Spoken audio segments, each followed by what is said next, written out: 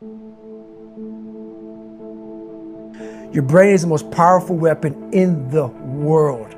Once you put away your phones and your computers and all that we have nowadays, yeah, it's great. We're up to date. But your brain is the only thing you have when you're going through depression, when you're going through hard times, when you're going through death, real life You can't Google that, man. You're alone. You're alone. You may have a shrink you're going to, you may have a best friend you're going to, but there's 24 hours in a day where you're alone in this brain. And your brain is talking to you in all kinds of ways. And it wants to control you and pull you in these different pockets. If you can't control your own brain and your brain controls you, you got to tell your brain where you want to go and how you want to go and how you want to get there. You got to control it. If not, it's over. What existed for me was, okay, man, how am I going to make this work? And all I knew back then was hard work. The only way anything gets accomplished. That's all I heard back in those days. You got to work hard. You got to work hard. I'm not getting I can't get this paragraph. I can't remember what the f***'s in this paragraph to pass this test to get in the military. Read it again. Still not getting it. Read it again. But if you're not getting it, write it out. And that's how I started learning. Okay, well, I got to write out everything I do. And then write it out again. And write it out again. And guess what happened? I got it. I can't swim. I'm negative buoyant. Go back again. I can't swim. Go back again. Go back again. Go back again. I got it. I realized if I keep going back and going back and going back until this just becomes, your mind will say, okay, we're going to figure it out. Because he is not going to stop. It's not like I'm going to try one more time. No. It's just like alarm clock goes off, boop, we're going back. I can't read right, we're going back. I gave myself no way out, and my mind realized that. They said, okay, we're going to adapt and overcome now. Like a lot of people say, trying hard. Your mind knows, man. It knows this guy's bull. Man, this guy's lying. There's no truth behind it. When I was in Navy SEAL training, people go, how were you there for 18 months? The program was only 6 months long. You were in 3 hell weeks in 1 year. No one's ever done that. How did you do that? I talk about the new norm.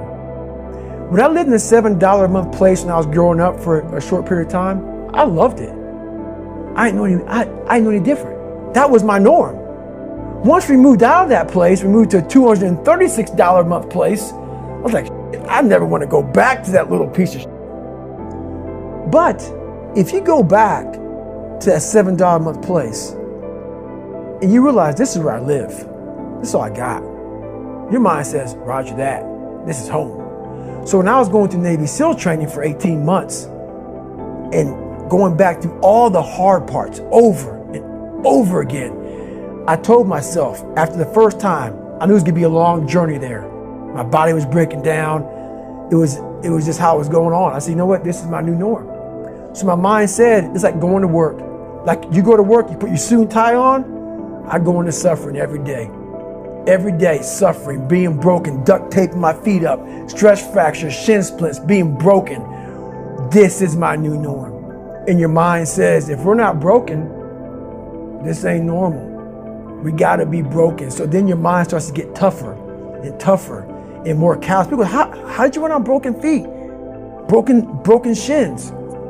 My mind knew this is how we operate. We're in Navy SEAL training. This is what we are. I became hell. And that became my new norm. I gave myself no way out. There was nothing outside these walls of hell. Nothing. I love God, but for a short period of time, I became the devil because that was hell. I became the boss, the owner, the CEO of Navy SEAL training. That was my mindset. And that's how you get through things. You immerse yourself wherever it is, and you become that. You become that and give yourself no way out. When I was 297 pounds and I was fat as hell trying to be a Navy SEAL, the scariest thing in the world to me, even to this day, was that could have been the rest of my life. I thought then I was trying hard. That's the scariest thing in the world. I thought then, 297 pound, working for Ecolab, spraying for cockroaches, making $1,000 a month. I thought that was me at my 100% potential. Come to find out, a few years later, I wasn't anywhere near that. 106 pounds less, graduated Navy SEAL training, went on to do all these other things. Looking back on that, that was me trying hard.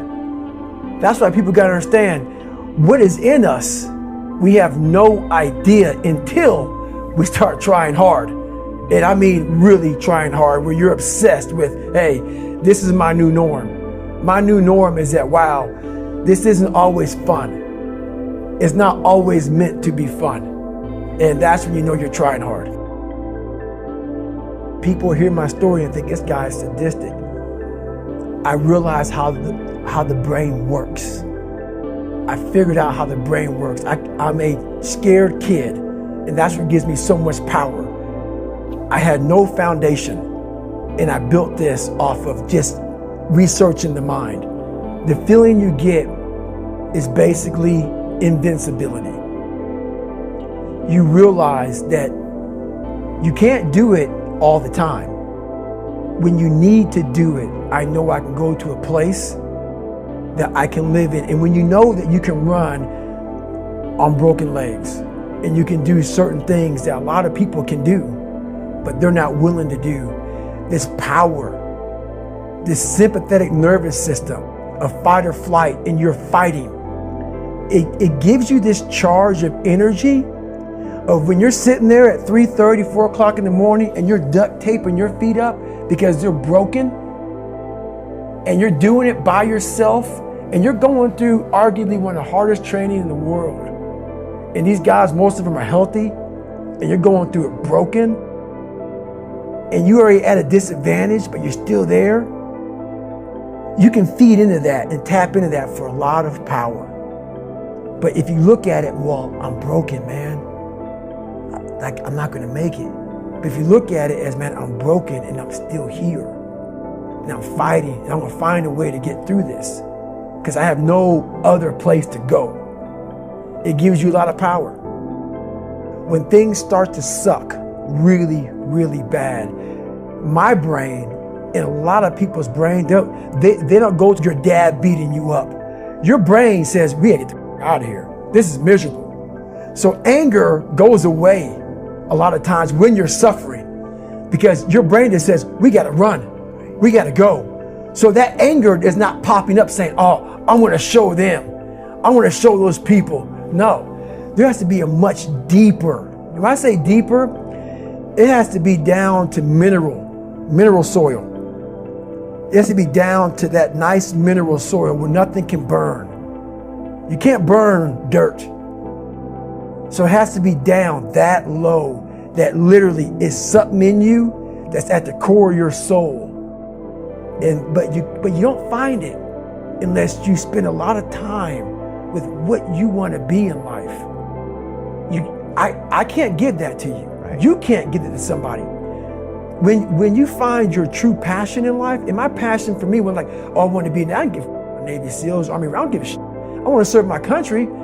I want to be someone that I'm proud of. I want to look at myself in the mirror because I was so disappointed. That accountability mirror I talk about, I was so disappointed in what I saw every day. I wanted everybody to love David Goggins. And a lot of people did. I didn't love myself. But I knew a lot of us want to find peace first. So people say, man, you always talk about this suffering and pain and I'm at peace right now because I went through that. You don't find peace first. If you do, Merry Christmas. More power to you.